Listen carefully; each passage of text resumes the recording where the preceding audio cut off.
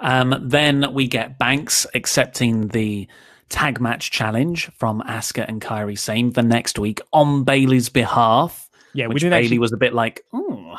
We didn't talk about that that interview segment that they did, where yes, they requested a tag match through the medium of recorder. It was like how Kairi Sane's not on TV every single week just playing the recorder. I'll never know. But yeah, I liked Bayley's selling of Banks accepting the challenge on her behalf, and then Banks being like, "Well, come on, like we are going to beat them." And that's fine. We'll always beat them. And Bayley's like, yeah, okay, yeah. I suppose we will beat them. I thought it was really great. And that led into what I thought was a terrific main event of this show. Absolutely loved this main event. So, you know, when we did the bit about Drew and Heath Slater, and I said it's a kind of a flawless segment, had emotion, had character, had action. The only problem is it's building to a match I don't want to see, which is Drew versus Dolph. This main event had action, had character, had drama, had multiple storylines, all interesting, being told at the same time, interweaving perfectly, along with some fantastic edge-of-your-seat finishing sequence stuff here, and it's building to a match I really want to see. This was brilliant. It's building to 3 matches I want to see. Like, it's building to Bayley versus Nikki that I now really want to see, which I wasn't actually that into previously. It's making me want to see Asuka versus Sasha more than anything, and it's making me want to see the tag match next week. So, massive thumbs up. And what I really, really like about this is how it just doesn't feel forced anymore. Nope. How we are at a point now in WWE where women can just main event shows and they can main event pay-per-views. And we're not here going, oh, wow, the women got the main event. It's like that's real progress. We can talk about the women's evolution stuff and the triple threat at WrestleMania last year and how sort of PR heavy or misfiring as they were. This is like the real big achievements, the stuff that don't really get them written down in history books. This is the moment, really, when I think WWE have finally delivered on their women's equality promise. Absolutely. And I thought every single person in this segment was just perfect. I thought Asuka and Bayley had a kick-ass match that had some really good drama and really good action within there. I thought Sasha Banks on the outside was amazing for Bayley. I thought Kairi Sane on the outside was amazing for Asuka. And Nikki Cross, in her sort of brief moment that she had on commentary, was phenomenal. And then when she showed up for the finish as well, because Nikki Cross is on commentary, SmackDown's Nikki Cross, and you got these 2 security guards being like, you can't be here. The wild card's not a thing anymore. It was a 1-week push that rule was given. You can't be here. But Samoa Joe's being like, no, she's okay. And Nikki's going like, tell him I'm going to be okay, Joe. Tell him I'm going to be fine. I'm not going to interfere. I'm absolutely fine. Joe's like, yeah, no, she's absolutely fine. Just let her be. And Nikki Cross is like, I'm absolutely fine. I'm not going to get worked up at all. As soon as Bayley's music hits, she got so heated to be like, where is she? Where is that little? And she wanted to get up and attack her and asking Joe to hold her back. I thought she was so great. Yeah, she was so great. Like everyone was. And the booking for that final sequence was just incredible. It's, there was interference. There was back and forth kick outs. There was a rolling around Asuka lock. It was so good. And before that was a hella stiff elbow from Asuka. That back fist. Holy heckins. Clocked her right in the face. I thought that she was coming up. I thought she came up busted open because they were seemingly trying to hide her face, like with camera tricks. And I was like, oh dear, she really busted her open. No, she was just fine. But it's just like, yeah, she clocked her something fierce. Oh, I think she may be fine in the moment, but I cannot imagine that kind of strike being okay this morning. Yeah. And even Asuka, who is always very good at staying in character, I did feel like she was like, are you okay? I just punched you right in the face.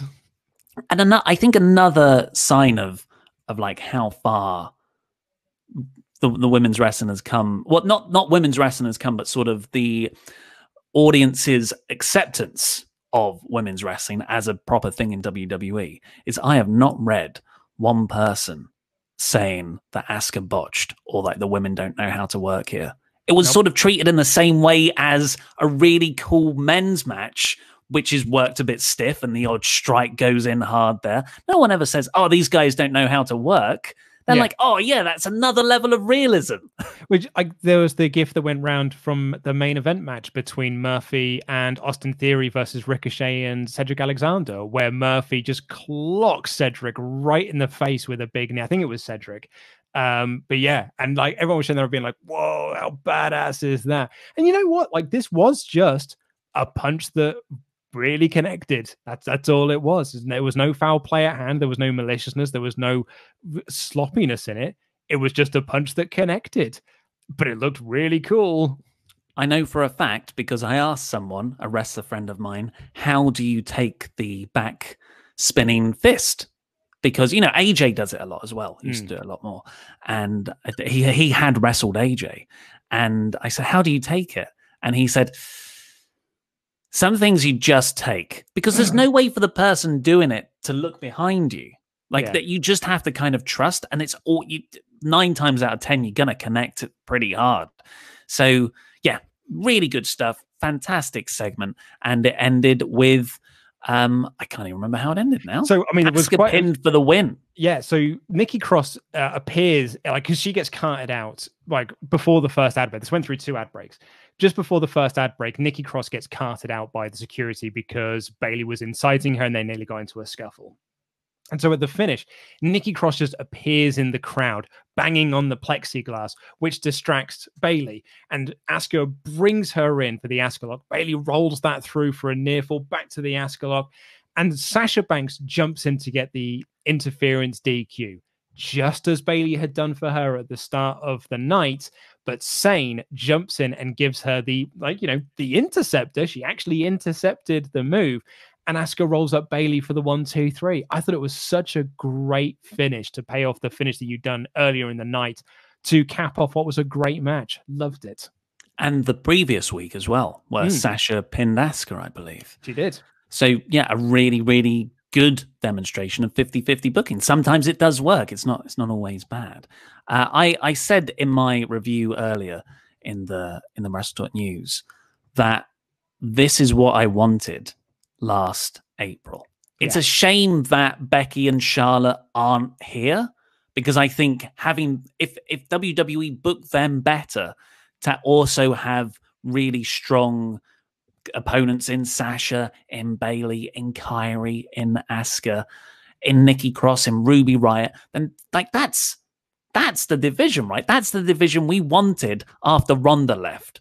But they didn't. They went with Becky and Charlotte again. They went with Lacey Evans and all of these excellently talented people. They didn't use. Sasha was, just gone for a good part of the year after WrestleMania. The Kabuki Warriors were formed and just thrown together. So it's a shame that Flair and Lynch aren't here to be in the mix. But I think they needed to go for this to happen. Yeah, absolutely. They built this division around 3 people. They spent the last 2 years building the women's division around 3 people, around Ronda, Becky, and Charlotte. And now all of those 3 are gone. So they're looking at what's left and being like, oh, smeg, we didn't build up any other stars. Now we've got to build up everyone at the exact same time. And that's, we've always said WWE tend to do their best stuff when their backs are against the wall. And their backs were massively against the wall when they lost Ronda, Becky, and Charlotte.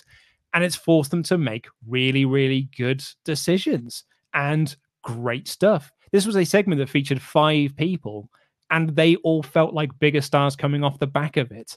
That's a huge success. And as I said, it's made me want to see 3 matches, one of which is next week, 2 of which are at the pay-per-view. So, what a home run segment.